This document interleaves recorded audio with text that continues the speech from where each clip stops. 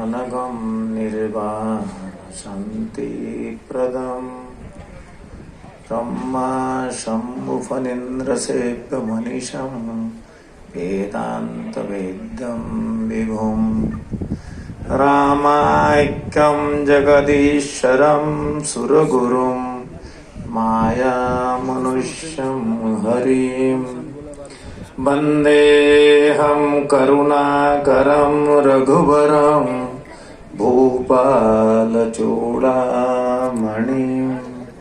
बोलिए पशुपतिनाथ भगवान की, गुह्येश्वरी माता की, गंडकी माता की।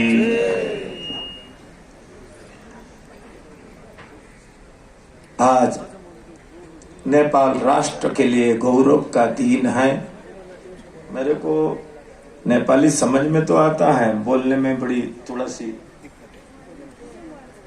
खैर हम भारतीय और नेपाली हर प्रकार से जुड़े हुए हैं, इसलिए एक दूसरा के सभ्यता संस्कृति सब एक जैसे ही है।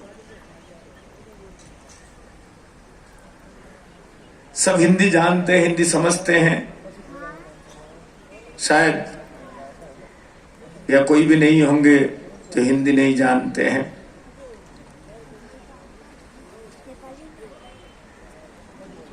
आज नेपाल के लिए बड़े गौरव का दिन है,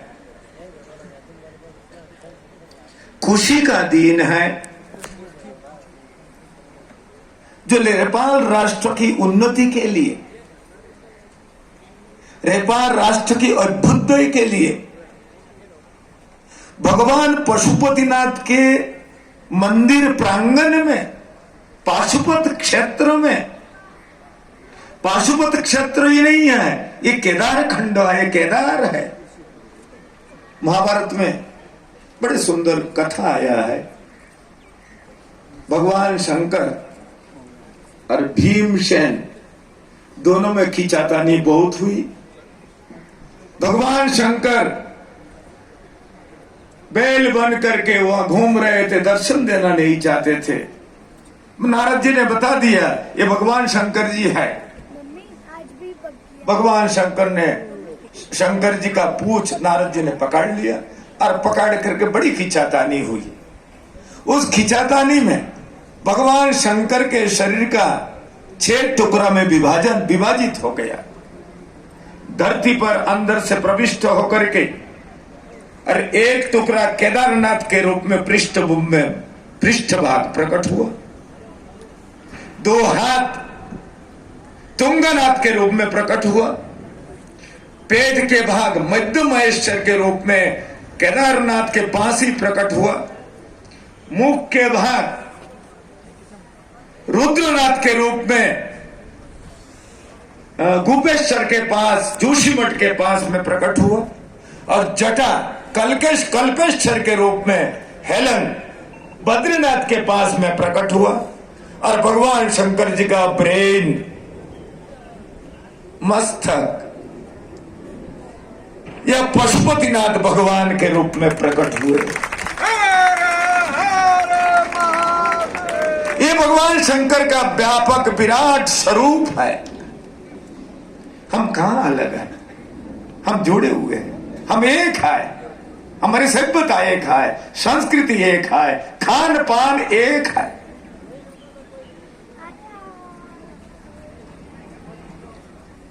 हम अलग हो ही नहीं सकते हैं। अंतर्राष्ट्रीय सीमा रेखा हमको अलग कर सकता है, परंतु पारिवारिक दृष्टि से हम अलग हो ही नहीं सकते हैं।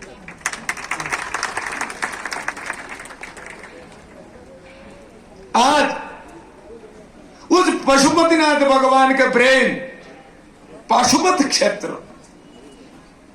जिस नेपाल में स्कंद पुराण के आधार पर 3.5 कोटि तीर्थ का समावेश है।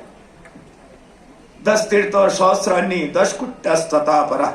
स्कंद पुराण में 10 करोड़ 10,000 तीर्थ का वर्णन मिलता है। उसमें केवल 3.5 करोड़ तीर्थ तो नेपाल में है। हम कहां से अलग कर सकते? नेपाल तो मेरा हृदय है, नेपाल मेरा मस्तक है, हम कहां से अलग हो सकते हैं? आज भगवान पशुपतिनाथ के सानिध्य में, उनके घर में हम तो सौभाग्य समझते हैं। भगवान पशुपतिनाथ ने कृपा की, नेपाल के विकास के लिए, अभ्युदय के लिए, उत्थान के लिए जो यज्ञ हो रहा है वो भगवान पशुपतिनाथ ने अपने घर में करने का इजाजत दे दिया। इजाजत। घर में किसको कौन घुसने देता है? कोई अपना घर के 4 बाउंड्री के अंदर में घुसने नहीं देता है। अंतरंग कोई होता है वही घुस सकता है, इसीलिए हम लोग अंतरंग है भगवान शंकर के, इसलिए घुसने दे दिए। यज्ञ हो रहा है, धन्यवाद करते हैं पशुपति विकास कोष को जो उनने उपलब्ध कराया, इजाजत दिया और ये कार्य हो रहा है। इस कार्य के पावन उद्घाटन समारोह के लोकार्पण समारोह, यज्ञ तो आरंभ हो गया फाल्गुन 25 गते। क्यों? मुझको पता था गुरुअस्त होने वाला है, ऐसे ख्याल रखना चाहिए। धर्मशास्त्र के मान्यता के मुताबिक पाशुपत क्षेत्र में गुरुअस्त और शुक्रास्त का कोई किसी प्रकार का दुष्प्रभाव नहीं होता है। यहाँ के काशी के बड़े बड़े विद्वान बैठे हो, हमारे विद्वान बैठे हुए हैं, वो आपके नेपाल राष्ट्र के एक प्रमुख विद्वान, और गौरव की बात है आज अहोत्र कर्म, अग्निहोत्र कर्म विश्व में समाप्त होता जा रहा है। इस ज्ञानेंद्र साकपुड़ा जी इस समय संपूर्णानंद संस्कृत विश्वविद्यालय के प्रोफेसर है, व्याकरण पढ़ाते हैं, वो आपके नेपाल राष्ट्र के हैं। ये नेपाल के गौरव को बढ़ाने का काम किया हिंदुस्तान में बैठ करके, काशी में बैठ करके। अब ज्ञानेंद्र जी खड़े हो जाइए, ये आपके नेपाल के ही है, नेपाल के गौरव को आगे बढ़ा रहे हैं और एक प्रमुख विद्वान के रूप में काशी में जाना जाता है। और भी अधिकारी जी बैठे हुए, अमर स्वरूप जी के सुपुत्र, ये अधिकारी जी काशी के, ये सब पढ़ाते हैं, बड़े बड़े विद्वान और भी आ रहे हैं। इसलिए मैं कोई अशास्त्रीय, अजौक्तिक, आज तक जीवन में मैं अपना जीवन काल में अशास्त्रीय कोई कार्य नहीं किया, न करने दूंगा, न समर्थन करता हूं।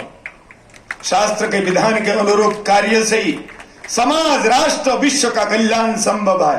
मनमानी कोई कार्य करने से संतुष्टि हो सकती है, परंतु का फल कैसे आएगा उसका अता पता ठाकुर ही जानते हैं। हमारे हिंदी समझ में आ रहा है? कोई दिक्कत तो नहीं है? हम बहुत लंबा नहीं बोलेंगे। आवश्यकता है, नेपाल राष्ट्र के विकास के लिए अनेक वर्ष से इस शरीर का कुछ योगदान है, प्रायोगिक रूप से, प्रैक्टिकल रूप से। इसीलिए इस नेपाल के प्रति मेरी हृदय में स्थान है, इस नेपाल का उत्थान हार्दिक रूप से चाहता हूं।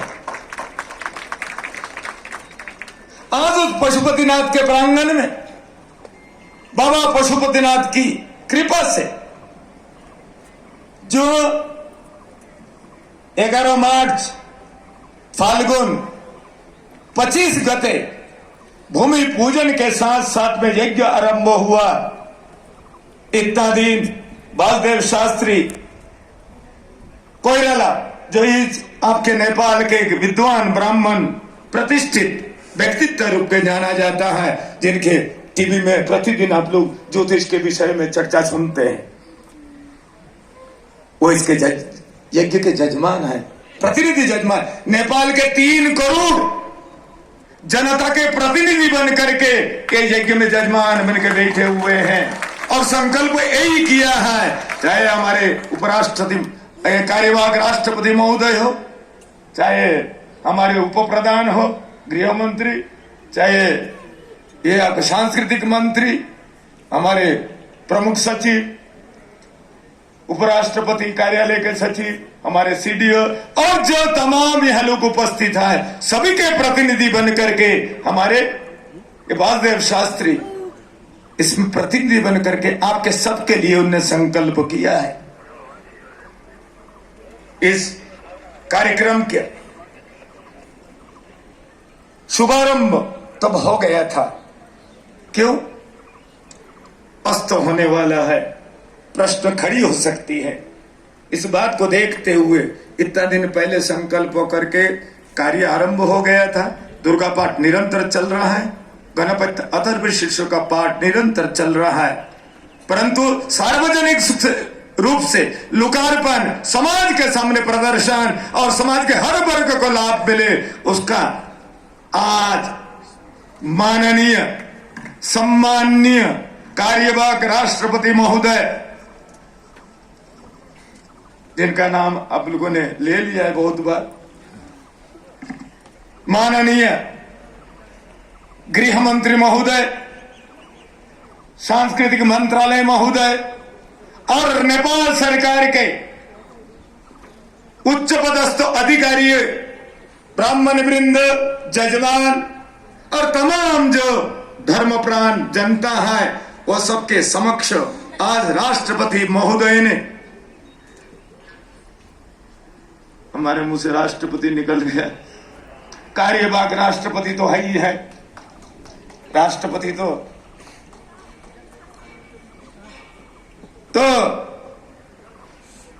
उनके द्वारा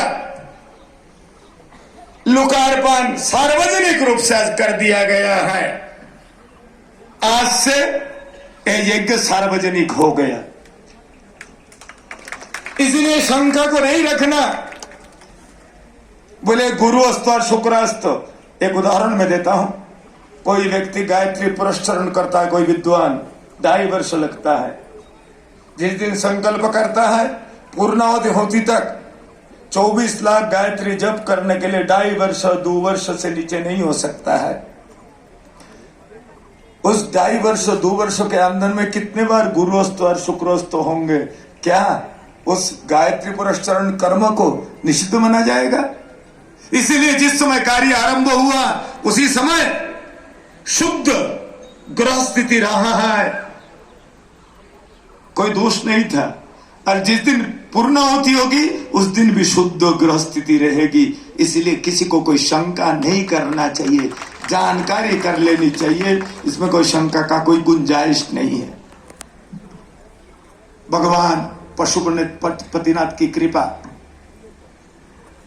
बहुत वर्ष से नेपाल की आर्थिक उन्नति, 3 करोड़ आबादी का ये देश है नेपाल।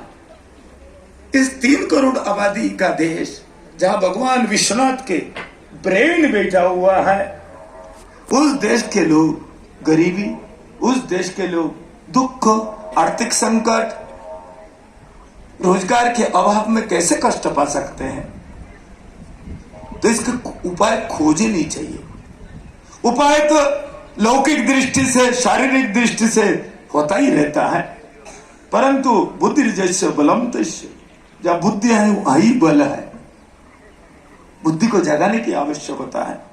इसीलिए मन में एक, दिमाग में एक विचार सदैव रहा है, ऐसे एक आध्यात्मिक ऊर्जा को उत्पन्न किया जाए, जिस ऊर्जा के प्रभाव, शक्तिशाली ऊर्जा, जिस ऊर्जा के आध्यात्मिक ऊर्जा, जिस ऊर्जा प्रकट होकर के नेपाल के सारे जनमानस के जितने जनता है सबके बुद्धि को एक्टिव कर दे, क्रियाशील कर दे। देखिए यज्ञ का फल तत्काल सामने आता है। यहां नेपाल के इस अंदर में घटना घटित हुई थी आज से कुछ 7 वर्ष पूर्व। 7 वर्ष की बात हो गया रंगेली का यज्ञ। 7 वर्ष पूर्व रंगेली में काली मंदिर है। उस काली मंदिर में दुर्गा जी की स्थापना करने के लिए उन्होंने इच्छा व्यक्त किया। मैं उस समय काशी में था और इस समय रंगेली के जो मेयर है दिलीप बगाड़िया और आपके नेपाल मारवाड़ी सेवा समिति के जो सचिव है ये प्रमोद अग्रवाल जी, वर्तमान में इस यज्ञ के भी सचिव है। ये दोनों जन मेरे पास आए, कहा गुरु जी आप चलो और दुर्गा जी का प्राण प्रतिष्ठा आपका हाथ से हो जाए। हमने कहा मेरा एक शर्त तो है, तभी मैं जा सकता हूं नेपाल इस कार्य के लिए। बोले क्या शर्त है? बोले नेपाल को डेमोक्रेसी प्राप्त किए 6 वर्ष हो गया, नेपाल का संविधान नहीं मिला है, बहुत प्रयास हो रहा है, बड़े आंदोलन हो रहा है, और संविधान के बिना मिनिस्टर तो कानून बनाएंगे, कानून के परिपालन तो हमारे ही अधिकारी लोग करेंगे, परंतु कानून ही नहीं है। तो कैसे ये पुलिस के अधिकारी हमारे एसएसपी महोदय बैठे हुए, किसको पकड़ेंगे? चोर है, डाकुआ है, बदमाश है, मर्डरर है, कोर्ट कैसे काम करेगा? अराजकता अनैतिकता बढ़ जाएगी।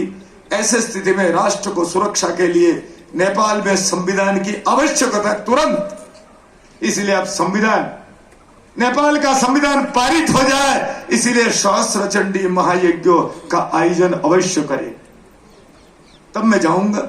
ये जो यज्ञ हो रहा है इससे 10वां हिस्सा छोटा यज्ञ, 100 चंडी पाठ, और संकल्प यही होगा नेपाल राष्ट्र का संविधान पारित हो जाए। पहले तो घबराए, हम कहा पूछा खर्चा कितना, हमने कहा 50 लाख रुपया खर्चा आएगा।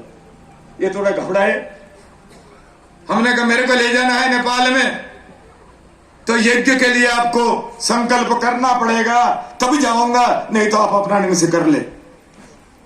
आखिरकार 2-3 घंटा इनने सलाह मशविरा की, और सलाह मशविरा करने का बाद उनने सोचा ये महाराज तो जाएंगे नहीं, और इनने अच्छी बात रखा है नेपाल को संविधान मिल जाए। तो आखिरकार तैयार हो गए, और तदनुरूप यज्ञ आरंभ हुआ। और जिस दिन 7 दिन का ये कार्यक्रम था, जिस दिन यज्ञ की पूर्णाहुति हुई, उसका तारीख क्या मुझको पता नहीं है। आप लोग नेता ये बैठे हुए सब राजनीतिक के जुड़े हुए, और ये जिस दिन यज्ञ की पूर्णाहुति थी लगभग 1:30 बजे, और 10:30 बजे नेपाल में संविधान पारित होने का घोषणा हुई, और संकल्प यही हुआ था नेपाल में संविधान पारित हो जाए, इसलिए महायज्ञ।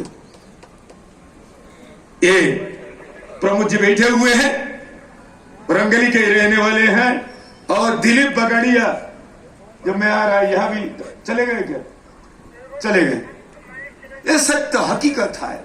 यज्ञ जगादि कर्म सुनिश्चित तत्काल उसका रिजल्ट सामने आता है, बशर्ते यज्ञ विधि विधान पूर्वक हो, मनमानी ना हो, शास्त्र के अनुरूप हो, वेद के मर्यादा के अनुरूप हो। इसलिए इस यज्ञ को संपूर्ण कराने के लिए काशी के प्रमुख कर्मकांड के फैमिली में बिलोंग करने वाले हमारे लक्ष्मीकांत दीक्षित जी के सुपुत्र सुनील दीक्षित जी वैदिक इस यज्ञ के आचार्य है। 12 वैदिक इस काशी में, काशी से ही आए हुए, और इंडिया से लगभग 55 और विद्वान आए हुए हैं, और नेपाल के लगभग 200 विद्वान इस यज्ञ में हैं, और सभी संध्या वंदन तत्पर गायत्री आराधना संपन्न ये सब ब्राह्मण है जो इस यज्ञ में भाग लिए हैं। इस यज्ञ में 100 जजमान है, 100 कुंड का यज्ञ है। इसमें 10,000 चंडी पाठ, 10,000, 40,000 गणपत्य अथर्वशीय पाठ, उसके दशांश हवन, अन्य अन्य मंत्रादि का जप, ऐसा काल जजमान प्रायश्चित्त के साथ सार्वजनिक रूप से आरंभ हो गया। अभी पंचांग पूजन आदि का कार्य चल ही रहा था। हमारे कार्यवाहक राष्ट्रपति महोदय के स्वागत के लिए हमारे विद्वान जजमान लोग सब यहाँ आ गए, और फिर लग जाएंगे। ये तब करेंगे 15 दिन, नेपाल राष्ट्र के विकास हो। तो ये जो कार्य यह संपन्न हो रहा है, हमको तसल्ली है, विश्वास है, ये यज्ञ के द्वारा जो ताकतवर आध्यात्मिक ऊर्जा उत्पन्न होगा, शक्तिशाली ऊर्जा, उसके प्रभाव से नेपाल अपने पैर पर खड़ा हो जाएगा। लोग कह सकते हैं औद्योगिक विकास कैसे, संकल्प हुआ औद्योगिक विकास भी, औद्योगिक विकास कैसे हो सकता है? आपको पता है? Industry, tourism itself it is industry, tourism. Nepal के अंदर में टूरिज्म की इतनी संभावना है, नेपाल के कदम कदम पर अलौकिक दृश्य, अलौकिक सौंदर्य, अलौकिक समागम, अलौकिक संगम, ये सब देखने को मिलता है। आज भी विश्व परिदृश्य में व्यक्ति कहां का भी, America, England, Switzerland, Germany, France, सब पुकाराते दर्शन करते, महीना महीना भर रहते हैं। ये कितना सारे संभावनाएं नेपाल के अंदर में है। कत्था उत्पादन का विश्व का सबसे बड़ा यदि भूखंड है, नेपाली है। आज भी कत्था इंडिया में नेपाल से जा रहा है, विश्व में नेपाल से जा रहा है। संभावना अनेकों है, औषधि, मेडिसिन। इसीलिए उस दृष्टि से मेरी बुद्धि काम करने लग जाए, इसलिए संभावना को खोजने की शक्ति हमारे ये जो राजनीतिक दृष्टि से काम कर रहे हैं नेता, अभिनेता और हमारे अधिकारी लोग, इनके अंदर में उस प्रकार के संभावना जग जाए जिससे ये अपनी बुद्धि का व्यायाम कर सके। मैं कई बार कहता हूं, इजराइल छोटा सा कंट्री है, 70 लाख आबादी का देश है इजराइल। आज विश्व के अंदर में सबसे एक ताकतवर राष्ट्र के रूप में जाना जाता है। आणविक, औद्योगिक, रेगिस्तान के अंदर में जहां पानी भी नहीं है, पेड़ भी नहीं है, टमाटर पैदा करते हैं, अंगूर पैदा करते हैं, सेब पैदा करते हैं। बताओ यहां क्या नहीं है? सब कुछ है, परंतु हमारे बुद्धि काम नहीं कर रहा है। इसलिए बुद्धि को जगानी है, बुद्धि को जगानी है। हम तो ये समझते हैं नेपाल सशक्त रहेगा, नेपाल संभ्रांत रहेगा, नेपाल समृद्ध रहेगा तो हिंदुस्तान खुशहाल रहेगा। हिंदुस्तान कभी नेपाल के एक टुकड़ा जमीन हथिया नहीं चाहता है, नेपाल को समृद्ध देखना चाहता है। ये हमारी हिंदुस्तानियों की, परंतु मेरी एक स्वभाव है, मैं जब नेपाल में आता हूं अपना को नेपाली कहता हूं। इसीलिए आज से अनेक वर्ष पूर्व नेपाल के लोग कैंसर के इलाज के लिए हिंदुस्तान ना जावे, विदेश ना जावे, इस दृष्टि से काम आरंभ किया था। आज हॉस्पिटल ठाकुर जी की दया से अपना परिपूर्ण दृष्टि से 9 एकड़ के पास नेपालगंज के पास खजुरा में 300 बेड का हॉस्पिटल, 125 करोड़ रुपया खर्चा करके हॉस्पिटल तैयार हुआ। उसको नेपाल सरकार को